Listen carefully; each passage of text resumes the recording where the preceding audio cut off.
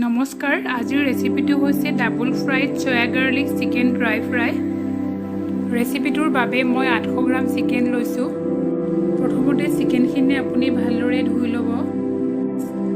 চিকেনখিনি মেৰিনেট কৰিবৰ কাৰণে মই অকণমান ভিনেগাৰ দি লৈছোঁ। মিহিকৈ এচামুচ আদা কাটি ল'ব আৰু আপুনি চিকেনখিনিত মিহলাই দিব। নিমখ সোৱাদ অনুসাৰে দি পেলাই আপুনি চিকেনখিনি ভালদৰে এবাৰ মিহলাই ল'ব। এতিয়া মেৰিনেট কৰা চিকেনখিনি আপুনি 1 ঘণ্টাৰ বাবে ডিপ ফ্ৰিজিঙত ৰাখিব। 1 কাপ কৰ্ণফ্ল'ৰ আৰু এচামুচ জালুকৰ গুড়ি লৈ লৈছোঁ। চিকেনখিনিত জালুকৰ গুড়িখিনি ভালদৰে মিহলাই লৈছোঁ। চিকেনখিনি এতিয়া ফ্ৰাই কৰিবলৈ অলমষ্ট ৰেডি হৈ গৈছে। কৰ্ণফ্ল'ৰত মই এতিয়া এপিচ এপিচকৈ গোটেইখিনি চিকেন ভালদৰে মিহলাই ল'ম। এনেধৰণে চিকেনত কৰ্ণফ্ল'ৰ মিহলালে চিকেনটো খাবলৈ খুবেই ক্ৰাঞ্চি হয়। কৰ্ণফ্ল'ৰৰ সৈতে আৰু ভিন্ন ধৰণৰ চিকেনৰ ৰেচিপি আছে, ভৱিষ্যতে মই নিশ্চয় আগবঢ়াম। চিকেনখিনি প্ৰায় 10 মিনিট সময় লাইট ব্ৰাউনি কালাৰ অহালৈকে ফ্ৰাই কৰিব। ফ্ৰাইড চিকেন ৰখা পাত্ৰটোত আপুনি এখন টিচু পেপাৰ দি ল'ব, যাতে ফ্ৰাইড চিকেনৰ তেলটো এবজৰ্ব হয়। চিকেনখিনি মই এতিয়া আকৌ এবাৰ ফ্ৰাই কৰিম। এনেধৰণে দুবাৰকৈ চিকেন ফ্ৰাই কৰিলে চিকেনটো খুবেই বেছি ক্ৰাঞ্চি হয়। নৰ্মেলি যেতিয়া আমি চিকেন ফ্ৰাই কৰোঁ, চিকেন পিচটো ঠাণ্ডা হৈ যোৱাৰ পিছত তাৰ ক্ৰাঞ্চিনেছটো নাইকিয়া হৈ যায়, কিন্তু এনেধৰণে ডাবল ফ্ৰাই কৰাৰ পিছত চিকেনটো বহুত দেৰিলৈ ক্ৰাঞ্চি হৈ থাকে। ডাবল ফ্ৰাইড ক্ৰাঞ্চি চিকেনটো মোৰ প্ৰায় ৰেডি হৈ গৈছে। আপুনি চাব পাৰে ইমান ধুনীয়া কালাৰ এটা আহিছে। ফ্ৰাইড চিকেনটো আপুনি এনেধৰণেও খাব পাৰে, কিন্তু মই ইয়াক আজি অলপ বেলেগ ধৰণে বনাম। মই শুকান জলকীয়াকেইটা এনেধৰণে কাটি লৈছোঁ। জলকীয়াৰ ভিতৰৰ গুটিকেইটা মই উলিয়াই লৈছোঁ।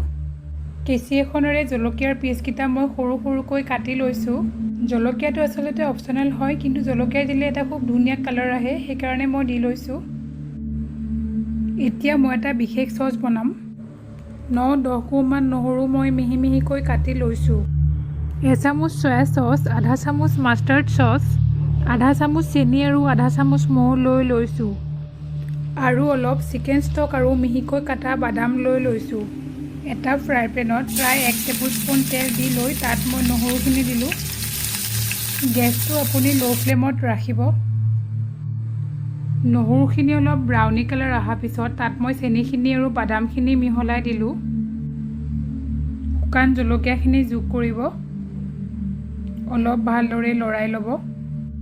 এতিয়া মই চয়া চচখিনি তাত মিহলাই দিলোঁ। এতিয়া মই চিকেন ষ্টকখিনি ইয়াত এড কৰিলোঁ। চচখিনি মই ভালদৰে মিহলাই লৈছোঁ। মাষ্টাৰ্ড চচখিনি মই এড কৰিলোঁ।